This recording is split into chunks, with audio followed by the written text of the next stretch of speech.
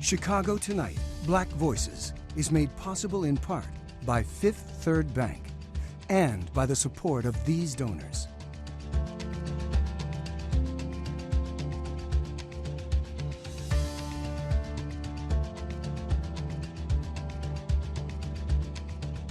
At Fifth Third, we believe when diverse voices are heard and empowered, communities are made stronger, lives are made better, and the future holds greater promise for all. That's why we're proud to support Chicago Tonight Black Voices. Together, we can make a difference. Together, we can drive change.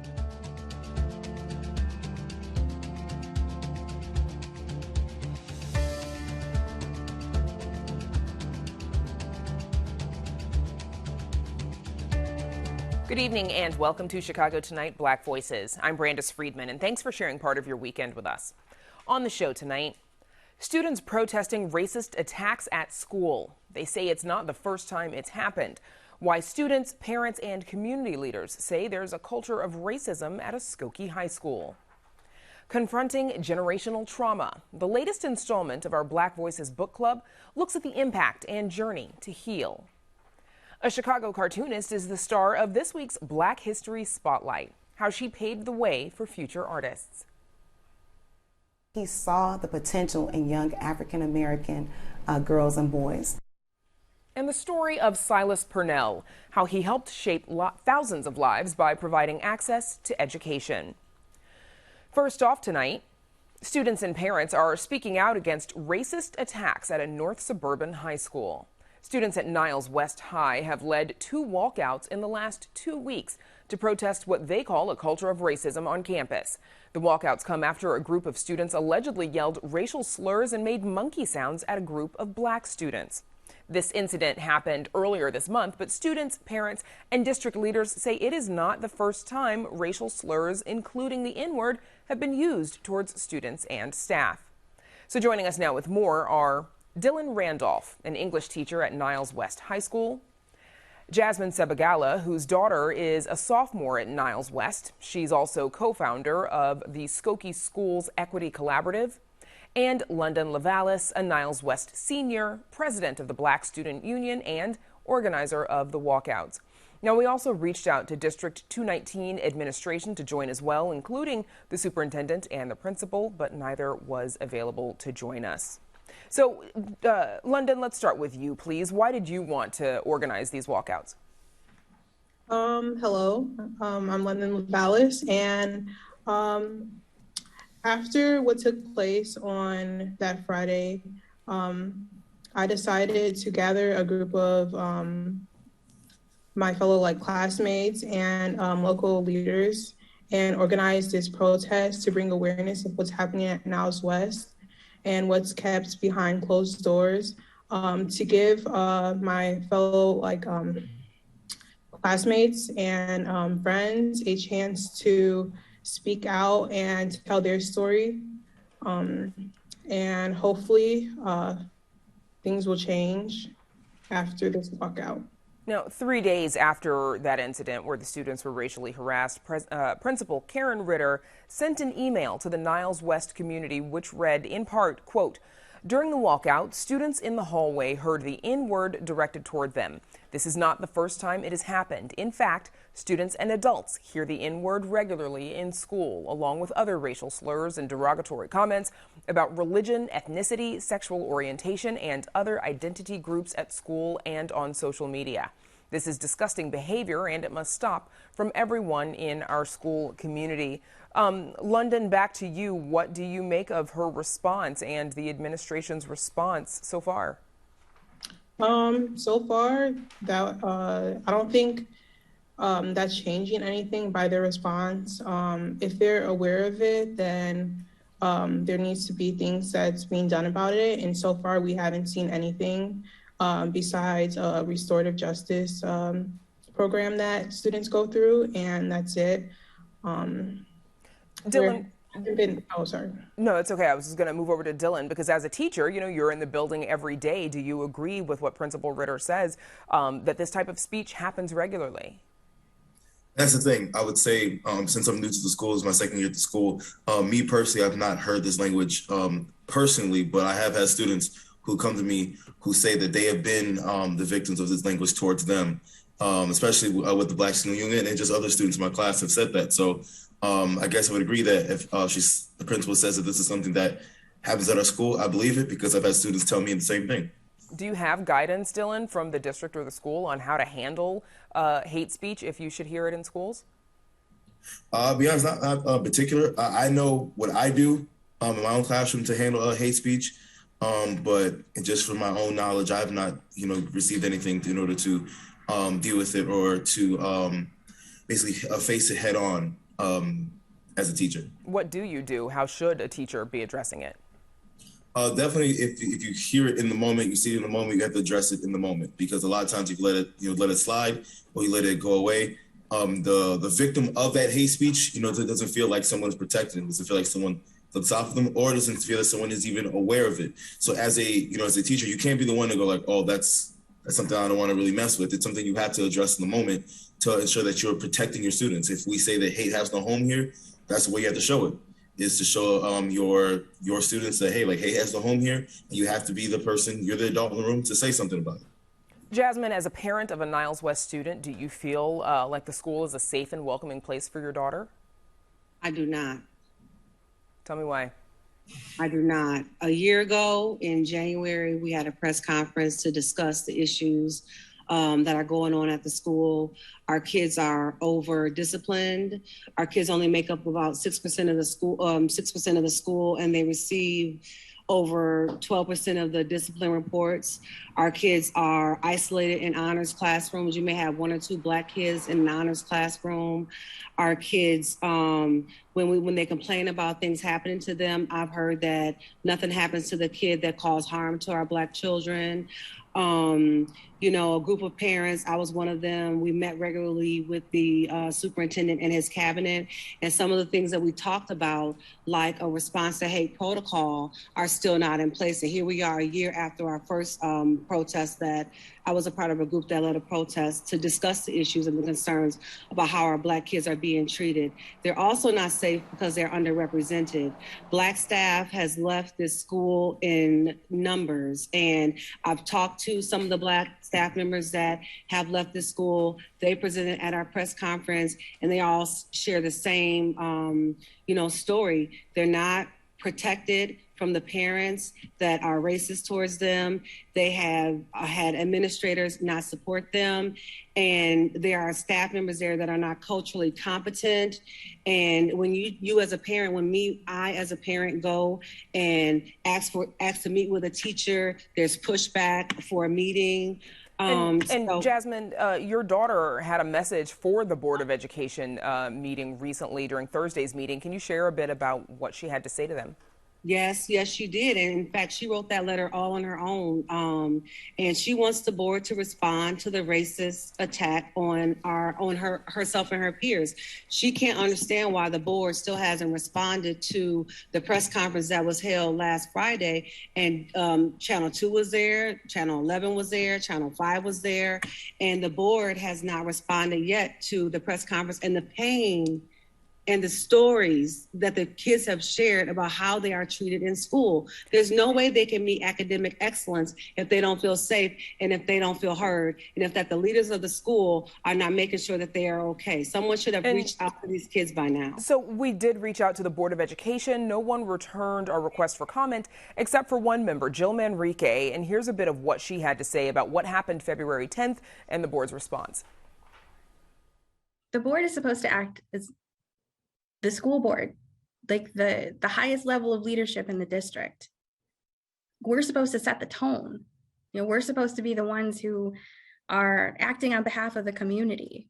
And when we don't make decisions, like when we don't stand firm against something, then we're just passively for it. Dylan, how would you describe the culture at Niles West? Do you think there are efforts to address the racism and anti-Blackness? Well, that's what I would say. I would say we talk the talk. We don't always walk the walk. I would say that I trust that the administration wants to fight anti-Black racism in the school. I just got to see it. I feel like when it comes to the the mass protests and the racial slurs being thrown on our Black students. We need, as teachers, as the staff, I'll be honest, I don't know what happened to the consequences to those students. I think we've heard that there's just no transparency to what happened. We need to know if the students received the consequence. The students need to know if there's a consequence for that. Because at this point, like our board member said, we're passively forward if we're not actively fighting it. So we need to have some transparency on what's going on in the school and how are we actually trying to fight anti-Black racism. London, how would you say the school culture is impacting you and your fellow classmates, your Black classmates in particular? I think that there needs to be work that needs to be done. The culture, it's really off, honestly. I feel like our school isn't here for us as people of color. And yeah. Okay. Jasmine, I'm going to give you the last word. We've got a few seconds left. You and other parents, of course, you've submitted hundreds of comments about racism to the board. How do you think they're doing as far as addressing these concerns about racism? I'll say it like my daughter said in her letter, and no one from the board responded to her, and she was there last night. Their silence is violence. Their silence is a message to the folks at this school and this community that teach their kids to be hateful and racist, that it's a go, that you can go and you can cause harm to Black kids and we won't say a word. They need to step up and do what they're supposed to do by law. In 1964, the Civil Rights Act was passed, and our kids are not supposed to be discriminated against in school. And that is not, our kids are being discriminated against. They are not being protected. And it's time to step up and protect our children. And that is where we'll have to leave it. And of course, we would still love to hear from the district on all of this. In the meantime, my thanks to our guests, London Lavalis, Dylan Randolph, and Jasmine Sebagala. Thank you. Thank you so much. And it's unclear whether or not any of the students who used racial slurs were punished, as student disciplinary records are confidential. Up next, healing from trauma is the focus of the latest book in our Black Voices book club.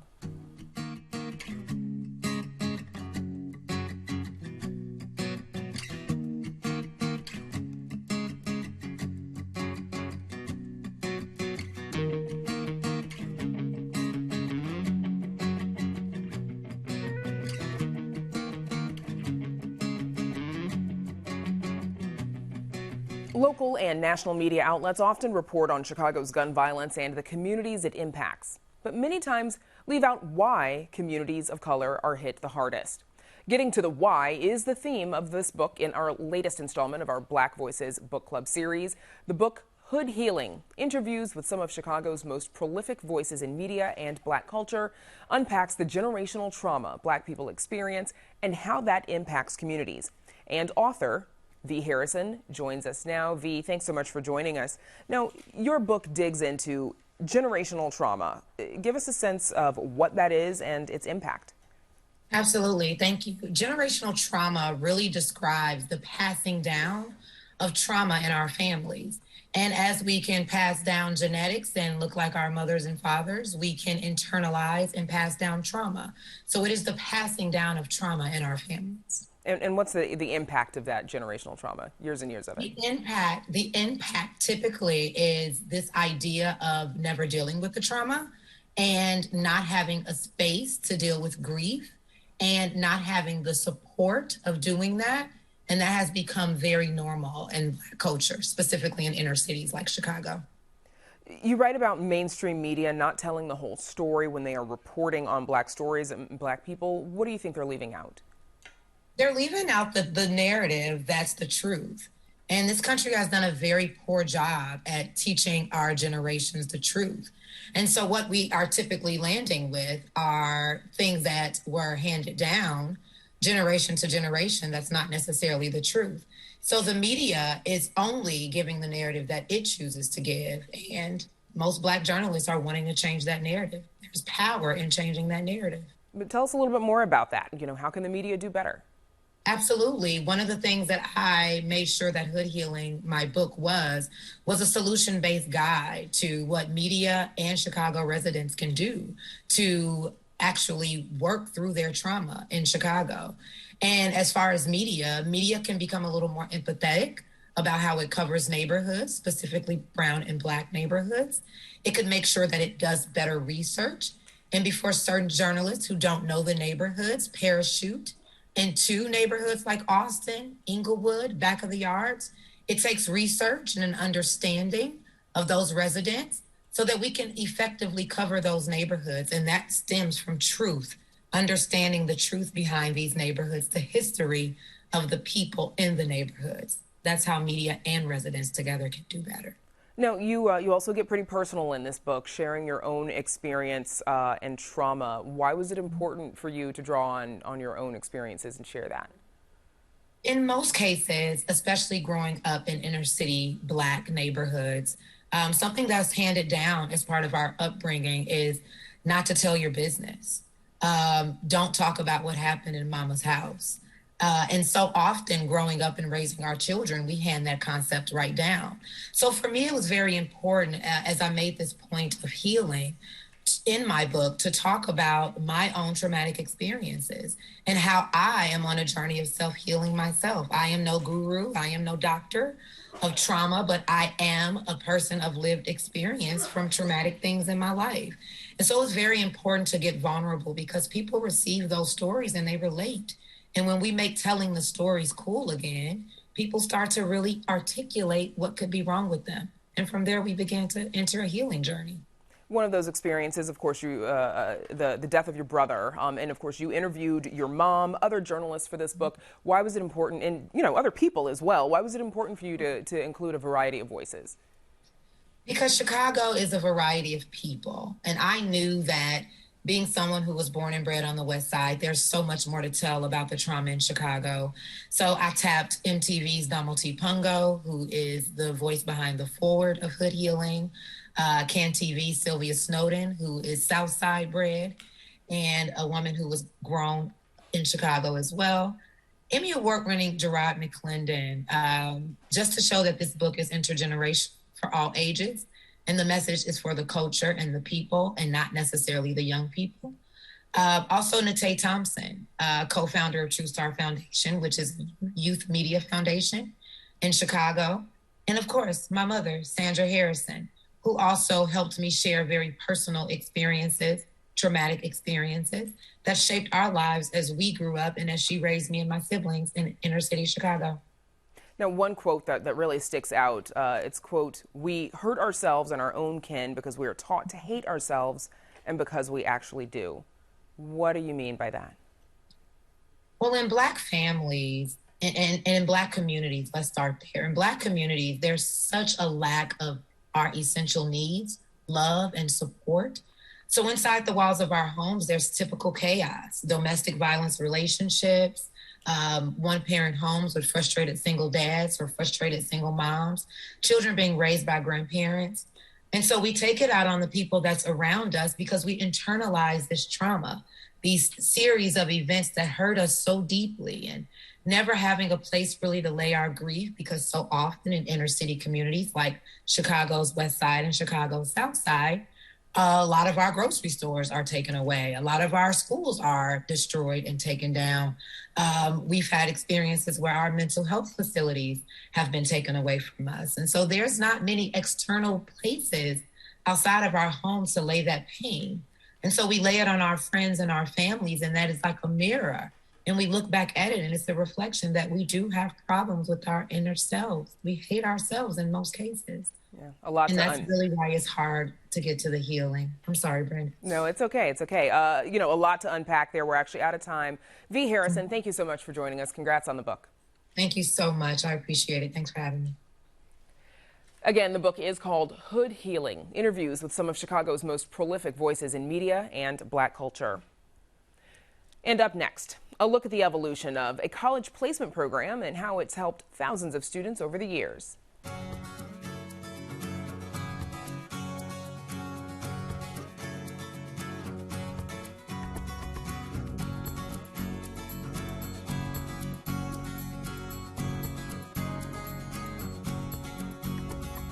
For many high school students, going to college is an expected next step, but for some, the process of applying for college and figuring out how to pay for it can be overwhelming. On a mission to make education accessible, especially to Black and brown students, one man started a program that's grown drastically over the years.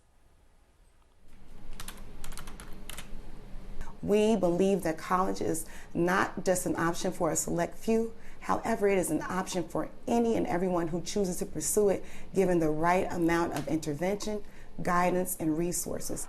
Venice Hardy is the Vice President of Educational Services for Ada S. McKinley Community Services. Founded in 1919, the agency provides various services from employment to mental health to education. One of the services is a college preparation and placement program that helps match students with schools based on their interests and financial needs. We currently service over 1,700 students annually, and throughout our history, we've placed 75,000 minority students in over 400 colleges and universities, with over $100 million in scholarships throughout our 60 years of existence. The college placement program has been around for decades, but it all started with Silas Purnell. In the 1960s, Purnell left his corporate job and opened a makeshift office in the basement of the Dearborn Homes housing development on Chicago's South Side. He counseled students, helped them get accepted to colleges and universities, and land much-needed scholarships. He saw the potential in young African American girls and boys, and then took it upon himself to ask them about their plans for a future. Hardy knows this firsthand. She started out at Ada S. McKinley as an academic instructor. Now, 25 years later, she's leading the program that Purnell started. I was actually mentored by Silas Purnell, and so I got a chance to witness firsthand the impact that personalized, individualized support can have on first-generation students in terms of encouraging them, motivating them to see a future beyond what they envision for themselves.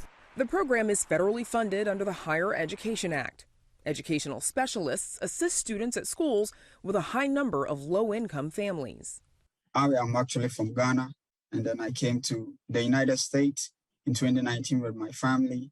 And since I was in Ghana, I wanted to do computer science. I wanted to know how to make applications. Samuel Obeng is one of thousands of students who participated in the program. After graduating from Dunbar High School, he's now attending Oral Roberts University in Oklahoma, where he received $80,000 in scholarships. That was really great because it was like they were doing it from their heart. It was like they were doing it for their own children or for themselves, and they did their best. They are really great. So that really helped me. I mean, words cannot express. Obeng isn't the first of his family to go to college, but many of the students that work with Ada S. McKinley are first-generation students. If we can touch one child in a family, one youth, in particular one young Black man or one young Black woman that's about to go to college, and we change their path, then what happens is many of their siblings may follow in their footsteps. So we're able to change an entire generation, an entire family of people, and change their life. Changing lives through education was Silas Purnell's mission, one that's still being carried out today. He is a trailblazer because 75,000 African American, Black and brown students were able to access post-secondary opportunities that they, under normal circumstances, would not have been able to access.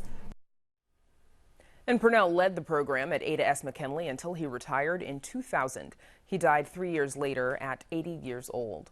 As the college preparation and placement program expands, Ada S. McKinley leaders are calling on alumni to help pay it forward by signing up to become a volunteer. And we'll have more information about that on our website. As we close out Black History Month, the last Chicago history maker in our Spotlight series is a famous cartoonist. Jackie Orms broke barriers as the first Black woman cartoonist to be published in a newspaper. She got her start at the Pittsburgh Courier in the 1930s. She moved to Chicago in the 40s, where her cartoons appeared in the Chicago Defender. Orms' most popular cartoon, Patty Joe and Ginger, was a political commentary on African American life. Patty Joe was later turned into the first African American doll that wasn't a mammy or other Black stereotype. Orms was known for tackling social and political issues in her cartoons, a practice we still see today. I'm sure she influenced people like the gentleman who created the Boondocks a little later on, like just her upfront style. One of her last cartoons that was placed in the Chicago Defender was her being an advocate for the Montgomery bus boycott. So that kind of advocacy that you see subtly in the comments that we read in the newspaper surely comes from her. Orms was also a founding board member of the DuSable Museum. Her work can be viewed there today. And in another historic moment this Black History Month, the Supreme Court may soon have its first Black woman justice as President Biden announces Ketanji Brown Jackson as his nominee. Of course, she would have to be confirmed by the Senate, and we'll have more on Brown Jackson's nomination on our website, WTTW.com/news, and we'll also have more coverage on this nomination next week on Chicago Tonight. And join us Monday night for our next virtual community conversation. Joanna Hernandez will moderate a discussion about Afro-Latino history and the nuances of multiracial identities. That's Monday night at 8. You can RSVP at WTTW.com/events. Now, for all of us here at Chicago Tonight Black Voices, I'm Brandis Friedman. Thank you for sharing part of your weekend with us. Stay healthy and safe, and have a good night.